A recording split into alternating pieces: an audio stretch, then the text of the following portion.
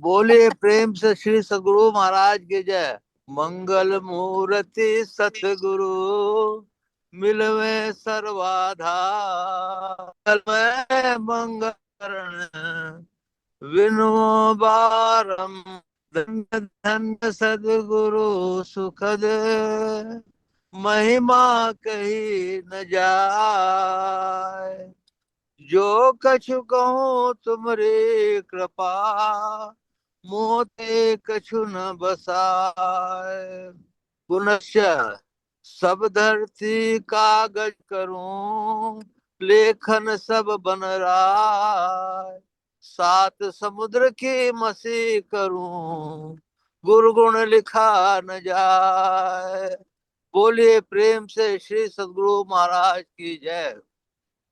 अव्यक्त रूप से विराजमान संत सद्गुरु महाराज के श्री चरणों में कोटि कोटि नमन, कोटि कोटि नमन। अव्यक्त रूप से विराजमान संत सद्गुरु महर्षि संत सेवी परमहंस जी महाराज के श्री चरणों में कोटि कोटि नमन, कोटि कोटि नमन। उपस्थित अत्यंत भाग्यशाली सदात्माओं, आप सबको शत शत नमन, शत शत नमन।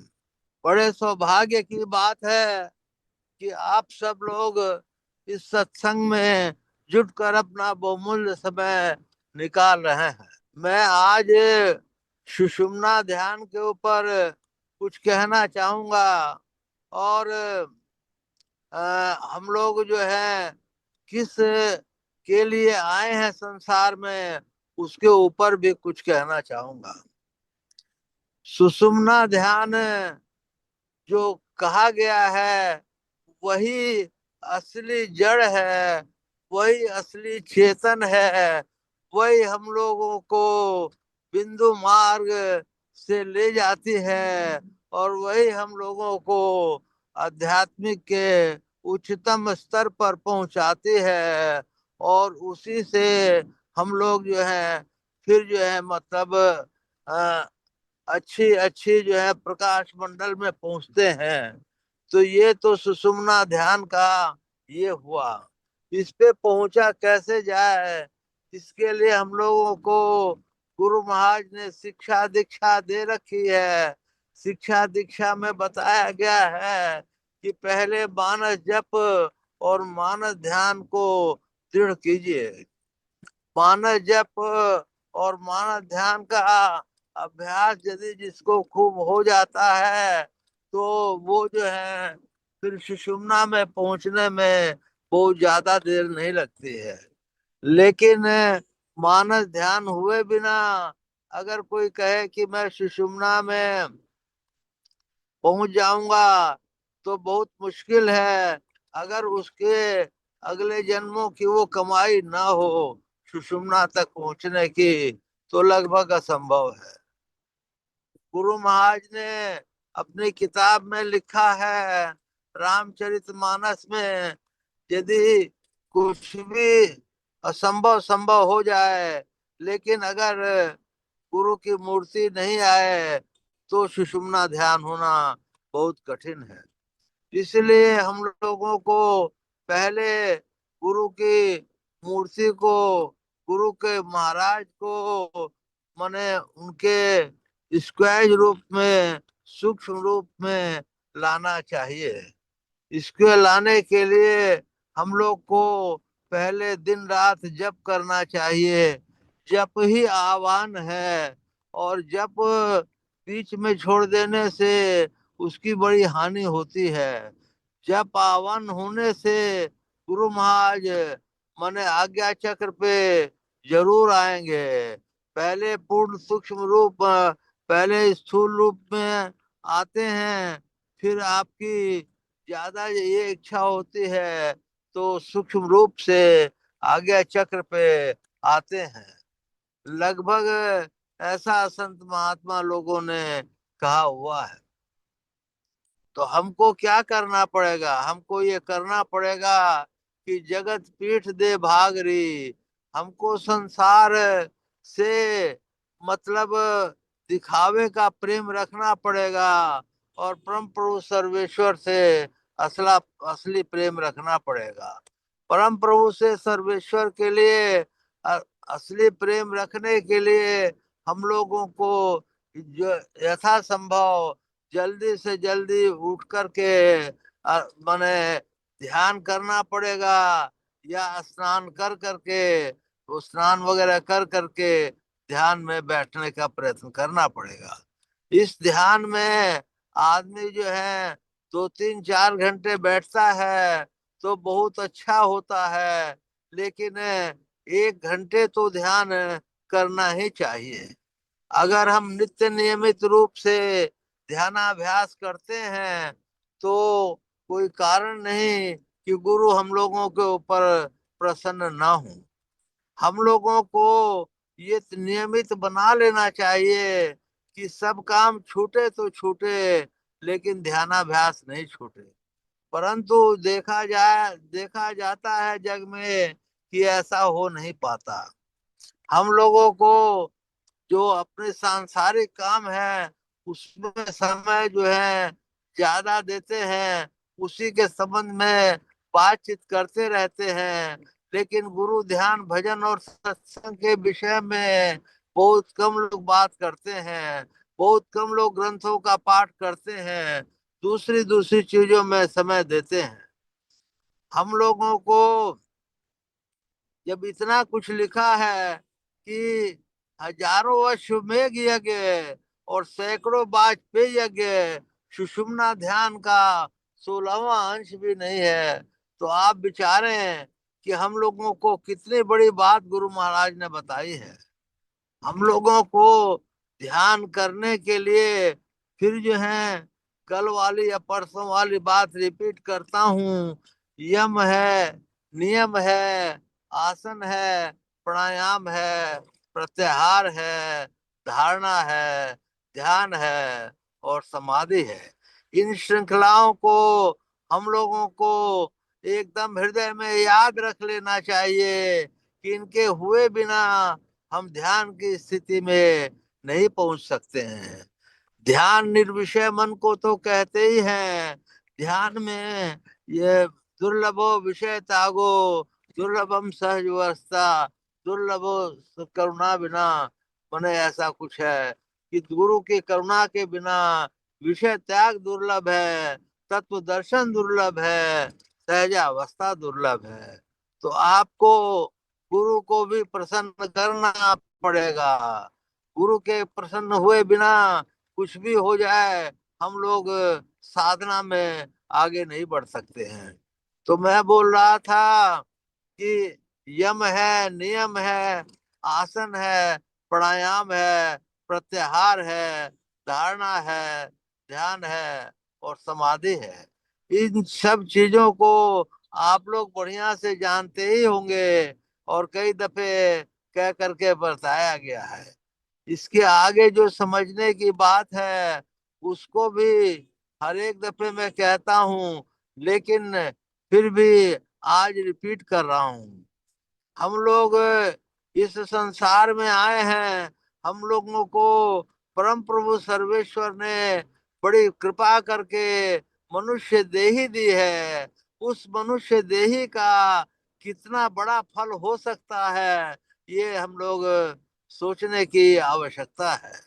हर एक मनुष्य, जितने मनुष्य तनधारी हैं, प्रभु भक्ति कर सकते सभी, अंतर व बाहर भक्ति कर घटपट हटाना चाहिए। जितने मनुष्य शरीर में जीव हैं वो सब परम प्रभु सर्वेश्वर की भक्ति कर सकते हैं, और सभी गुरु की कृपा हो, अच्छा गुरु मिल जाए तो वो मोक्ष को प्राप्त कर सकते हैं।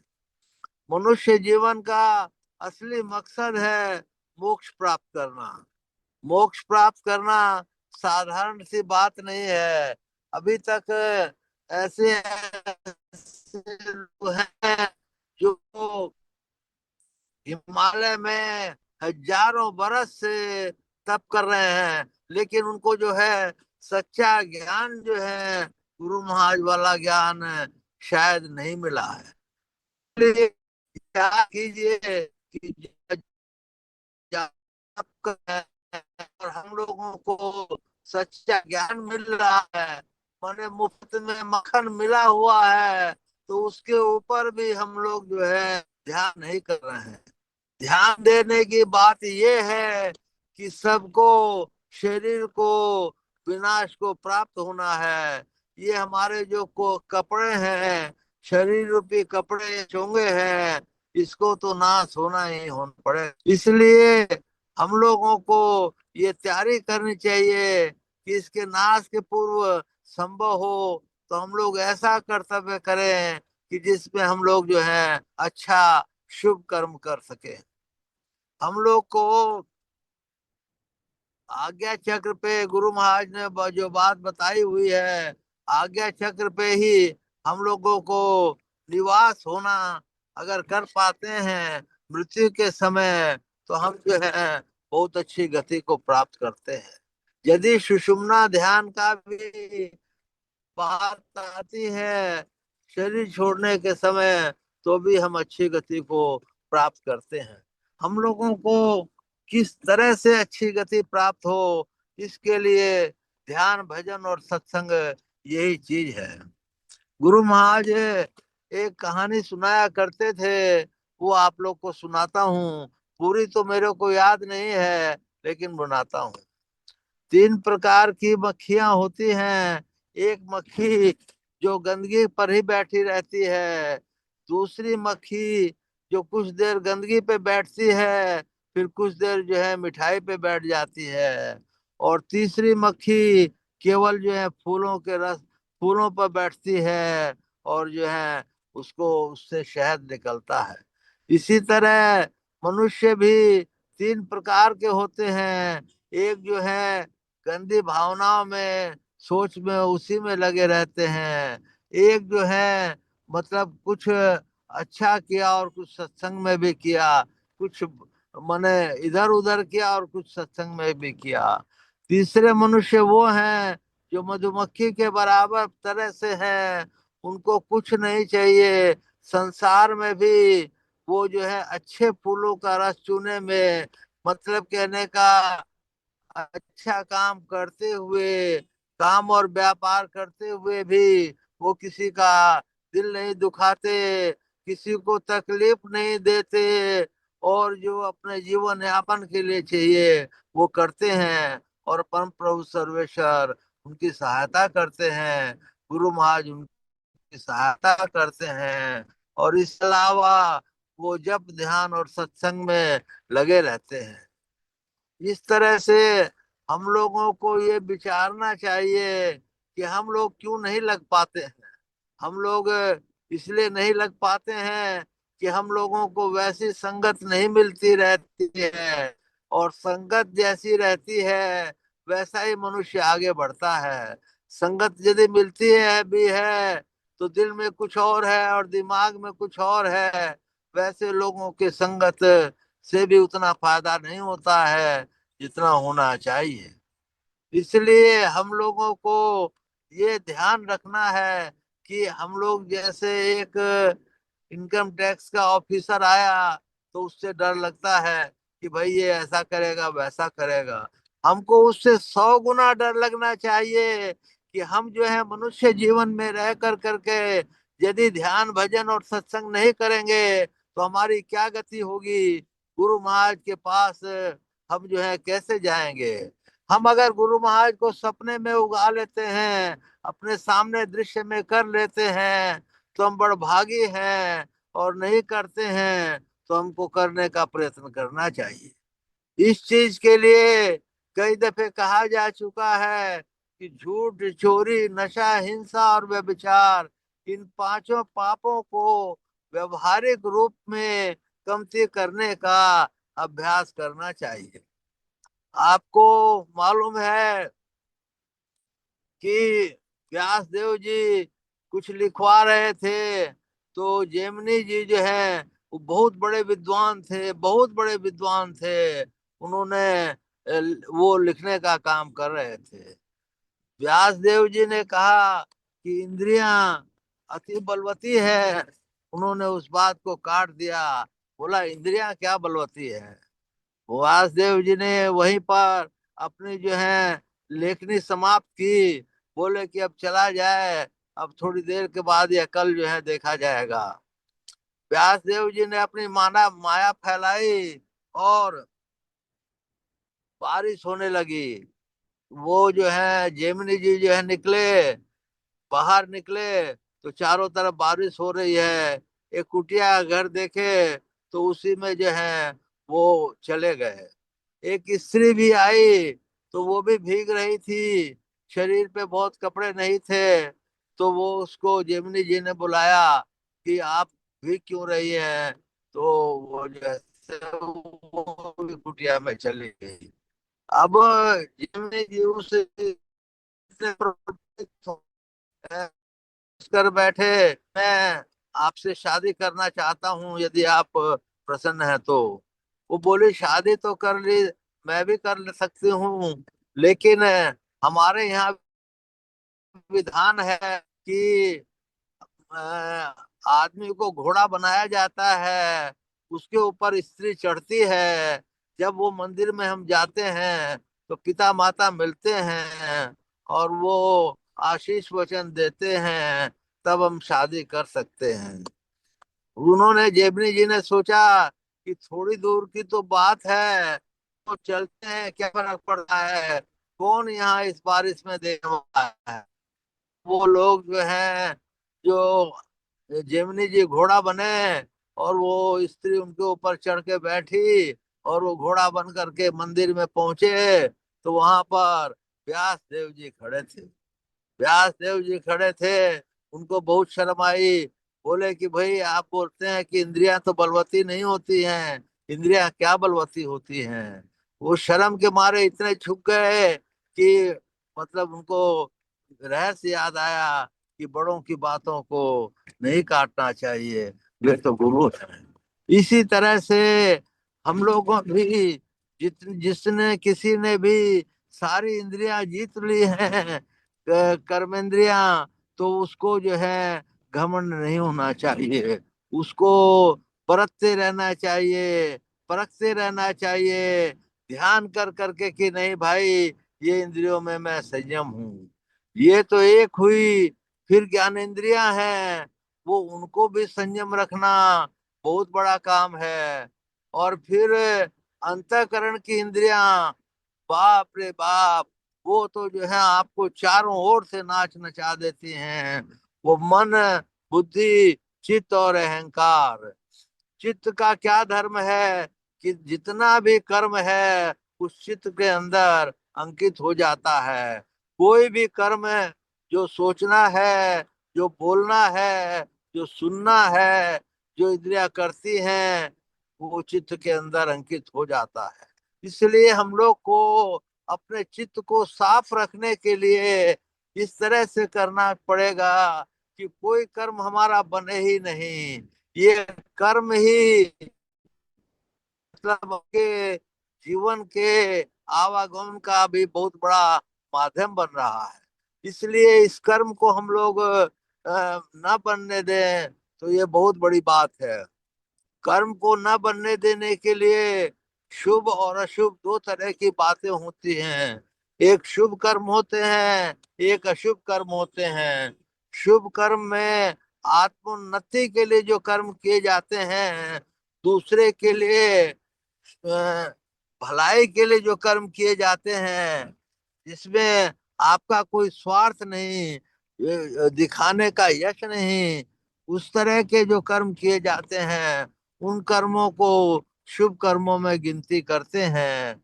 और बाद बाकी शुभ कर्मों में गिनती नहीं आते हैं।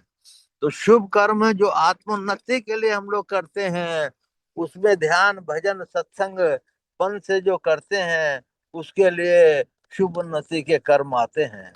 इसके अलावा भी जो कर्म है, हम लोग को जीवन यापन के लिए कर्म होते हैं, वो अपने व्यवहारिक कर्म में आते हैं। जीवन यापन के लिए भी कुछ कर्म करना ही पड़ता है। इसके अलावा बहुत लोगों का शौक रहता है कि दूसरे का भला करें, लेकिन दिखा करके जो भला करते हैं वो रास्ता स्वर्ग के तरफ जाता है, और जो छिपा के भला करते हैं वो रास्ता मोक्ष के तरफ जाता है। जैसे कोई यज्ञ किया आपने और यज्ञ में अपना नाम प्रचारित करने के लिए ये सब किया, तो वो रास्ता स्वर्ग पे जाएगा, अन्यथा दूसरा रास्ता मोक्ष पर जाएगा। इसलिए हम लोग को इस चीज का भी ध्यान रखना चाहिए कि हम लोग को रास्ता मोक्ष के तरफ चुनना है। वहां हमारी कोई भी कर्म करती थी, दान करती थी, तो छुपा करके करती थी। इसलिए पहले ये कुप्पा घाट में जो पोस्ट ऑफिस था वो उन्होंने बनवाया था, और उसको किसी का पता नहीं था। मैं कुप्पा घाट बराबर जाता आता रहता था, तो केदार बाबा ने बताया कमरा आपकी माँ ने जो है बनाया था, तो इसीलिए उसके बगल का कमरा हमने बनवाया।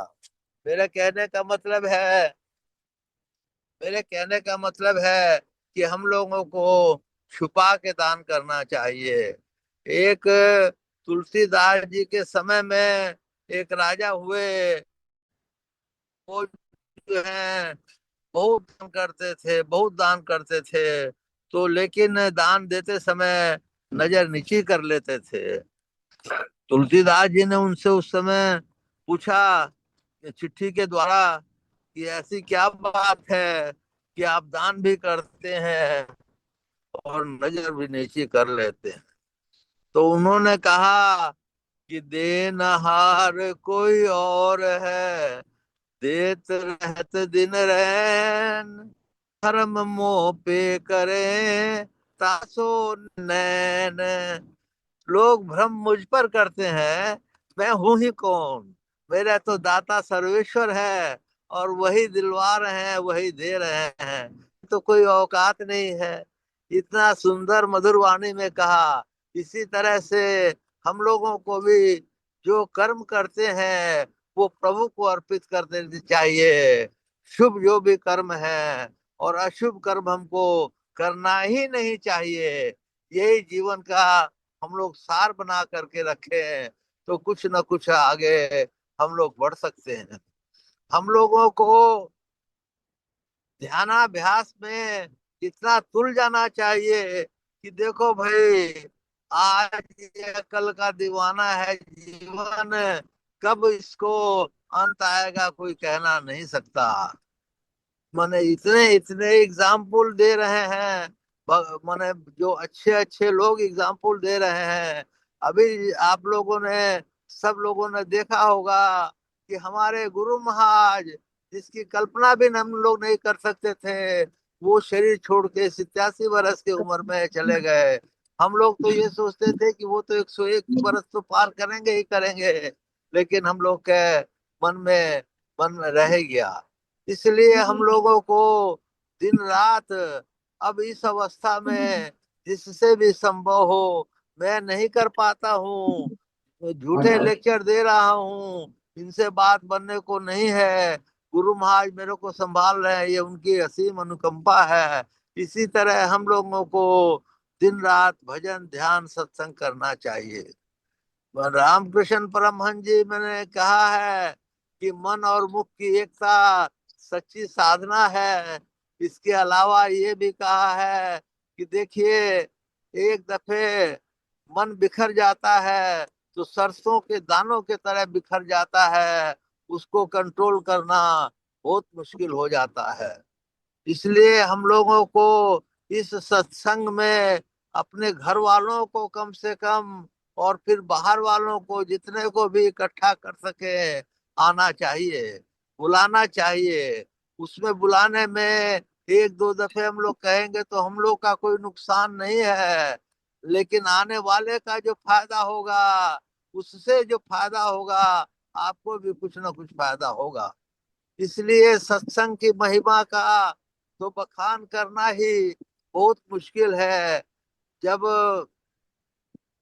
अब हम लोग आते हैं कि हम लोग आज्ञा चक्र पे यदि अपनी सूरत को जमाए रखते हैं तो बड़भागी हैं।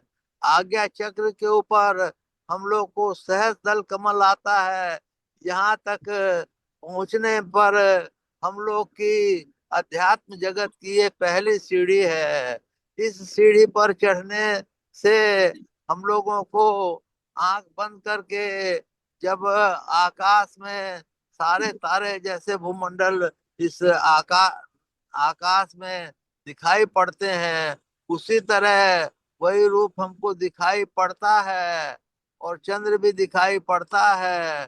तो ये हमारी पहली सीढ़ी हुई। इस सीढ़ी को प्राप्त करने के लिए गुरु की सहायता हमेशा ही लगेगी, साधु महात्मा गुरु की सहायता लगेगी लगेगी। इसके बाद हमारी जो दूसरी सीढ़ी है, उसके लिए हम लोग को सूर्य मंडल में का प्रकाश हमको देखना चाहिए, वो देखना पड़ता है। मैं बीच में कहने में भूल गया कि वो जो है दूसरी सीढ़ी जाने के पहले माने हम लोग को दिव्य दृष्टि, या याद नहीं है कब जाने के पहले दिव्य दृष्टि हम लोग को हो जाएगी। दिव्य दृष्टि को जिस भाग्यवान को हो जाए उसको छुपा के रखना चाहिए। और गुरु महाराज जो है तफसीर बने ये दें, अच्छी अच्छी चीजें आपको देखने करने को दें, तो उन बातों को छुपा के रखना चाहिए। दूसरी, जब हम लोग इसको सूर्य के दर्शन कर लेते हैं तो बड़ा भाग्य होता है। इसको त्रिकुटी कहते हैं। एक दफे गुरु महाराज दार्जिलिंग में सत्संग करने के लिए गए हुए थे। तो दार्जिलिंग के जो लोग हैं वहाँ बंगला समझते थे, और वो जो है हिंदी में बोल रहे थे। तो वो लोग जो है जाने लगे। जब कई लोग जाने लगे तो गुरु महाराज ने पूछा कि क्या बात है। बोले कि हुजूर, सरकार वो लोग जो है बंगला समझते हैं, इसीलिए हिंदी नहीं समझते, इसलिए जाने लगे। तो सरकार ने फिर जो है बंगला बोलना शुरू किया, तो वो सब लोग लौट आए। लेकिन सब साधु महात्माओं को आश्चर्य हुआ कि क्या बात है, गुरु महाराज तो कभी बंगला बोले नहीं थे। तो उन्होंने बाद में पूछा, सभा समाप्त होने के बाद, तो उन्होंने कहा कि देखो, ये तो सब मामूली सी बात है। त्रिकुटी पर जो व्यक्ति पहुंच जाता है उसको संसार की सारी भाषाएं, सारा ज्ञान, सारा साइंस उसके साथ रूबरू होकर करके खड़ा होता है, और उसका सभी जवाब उसके पास होता है। इतना तो हम लोग की दूसरी सीढ़ी में हो जाता है कि हम संसार के जो बड़े से बड़े साइंटिस्ट हैं उसका ज्ञान भी हमारे को हो जाता है। इसके बाद तीसरी सीढ़ी है अनहद नाद की। अनहद नाद में जो पहुंच जाता है उसकी मिठास के आगे वो अपना कुछ भी हो जाए, उसको मिठास को वो छोड़ नहीं सकता। उसी को शायद, मैं पक्का नहीं जानता, उन्मुनी अवस्था भी कहते होंगे। इसके बाद की जो बात है वो जो है तो अनाहद नाद है, और कैवल्य शरीर की दशा उसको दूसरे भाषा में कहते हैं। यही चौथा सोपान है हम लोग का।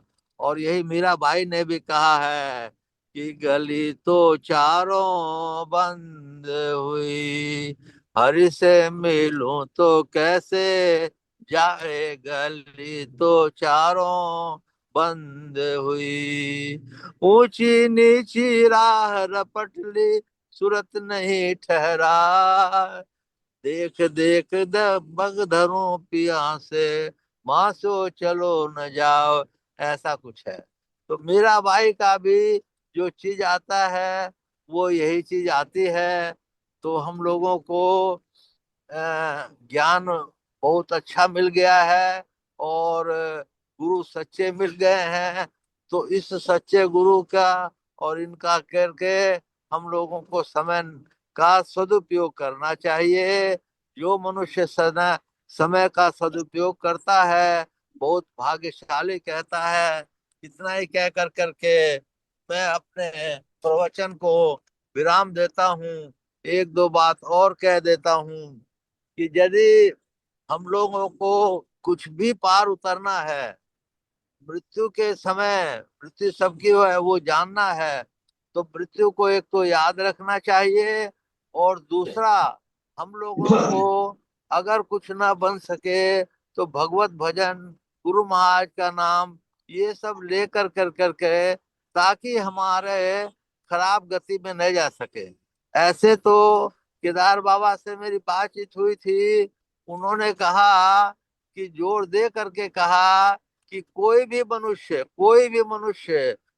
मनुष्य जो गुरु महाराज या उनके शिष्यों से दीक्षित है, उसकी खराब गति नहीं हो सकती, उसको मनुष्य जन्म तो 100% मिलेगा ही मिलेगा। हुजूर महाराज ने संतोष यादुका जी के डायरी में लिखा है, जो मन सहित दोनों समय स्तुति प्रार्थना करता है, उसको मनुष्य जन्म अवश्य मिलेगा। इतना कह कर करके मैं आप सब लोग को नमन करता हूँ, और भाभी जी के लिए, उनके लिए गुरु महाराज से प्रार्थना करता हूँ कि वो जो है स्वस्थ होकर आ जाए। बोलिए प्रेम से श्री सद्गुरु महाराज की जय।